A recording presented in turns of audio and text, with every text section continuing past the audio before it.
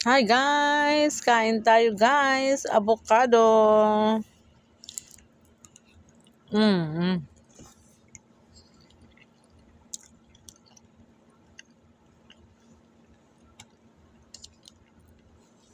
Avocado guys with honey. Diba? Mm.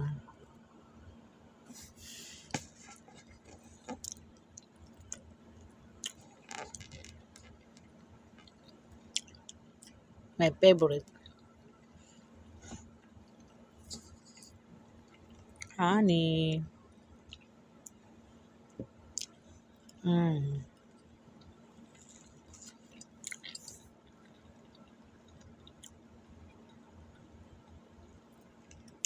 Tapos samahan natin ng tira ng alaga ko na prata.